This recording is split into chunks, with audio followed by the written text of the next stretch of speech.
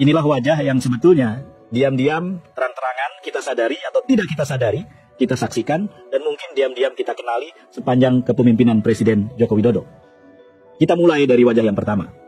Jokowi adalah orang yang tidak pernah berhenti menjadi wali kota. Menjadi wali kota adalah menyatukan antara membuat kebijakan dengan mengeksekusi kebijakan itu dalam skala yang terbatas. Menjadi wali kota bisa langsung berhadapan dengan warga dan kemudian melakukan sesuatu yang sangat konkret kepada warga. Untuk skala wali kota, tentu saja memang itu yang diharapkan dan itu yang bisa dilakukan. Tetapi kepala negara tetap berlaku seperti wali kota, disitulah kemudian persoalannya. Wajah yang kedua adalah tidak pernah berhenti berkampanye. Itu wajah Jokowi yang lain, yang akhirnya kemudian seperti terlihat bagus di atas permukaan, tetapi sesungguhnya menjadi bom waktu. Misalnya saja, proyek infrastruktur yang memang hebat menjadi program Presiden Jokowi, tetapi kita tahu bahwa ada dua persoalan yang sangat serius di situ.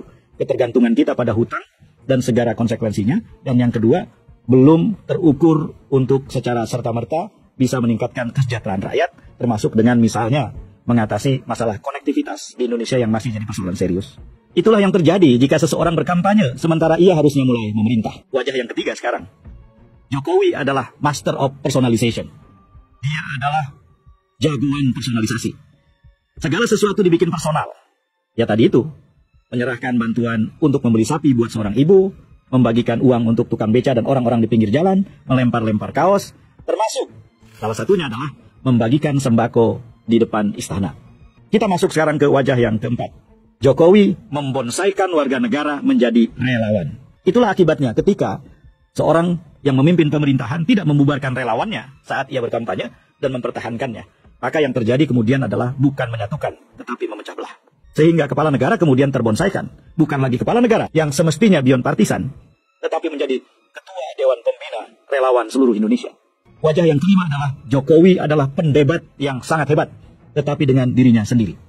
Ketika dengan tegas, Jokowi mengatakan bahwa anak-anaknya dan keluarganya tidak akan terlibat di dalam politik. Yang terjadi kemudian, dengan sangat segera, politisasi keluarga Jokowi terjadi. Pada tahun 2020, anaknya terpilih menjadi wali kota Solo. Pada tahun yang sama, menantunya terpilih menjadi wali kota Medan. Dan kemudian dikuatkan dengan pernikahan Hidayati, adiknya, dengan Anwar Usman, ketua MK, yang di kemudian hari melahirkan skandal putusan nomor 90 tahun 2023. Jadi ini jelas pelanggaran dan ini jelas nepotisme. Dan nepotisme ini diperkuat oleh peristiwa pencalonan Gibran sebagai calon wakil presiden Prabowo Subianto dalam Pilpres 2024. Wajah yang keenam mau saya sebut dengan kalimat tandas, Jokowi adalah pemecah belah yang heroik.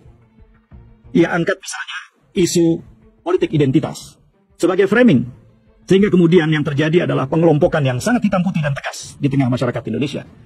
Apa yang terjadi di Pilkada Jakarta 2017 dan tidak seperti yang diduga orang.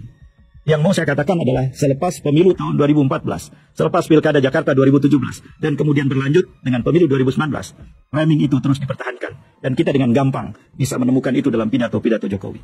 Ini sebetulnya bukan cara yang sehat seorang kepala negara mengelola negaranya. Menurut hemat saya, alih-alih menjadi pemecah belah, kepala negara harus memayungi semua orang. Yang terakhir, saudara-saudara, wajah yang ketujuh adalah Jokowi berhasil menjadikan dirinya sebagai despot elektoral. Despot elektoral adalah orang yang lewat pemilu yang dia menangkan berhasil mengumpulkan kekuasaannya. Dan kekuasaan yang dikumpulkan itu kemudian digunakan untuk mengendalikan penuh kekuasaan negara. Indonesia punya satu pekerjaan rumah yang sangat besar, dan sebagai warga negara, saya ingin tegaskan, saya ingin ikut menunaikan pekerjaan rumah itu. Pekerjaan rumah itu adalah menghentikan Jokowisme.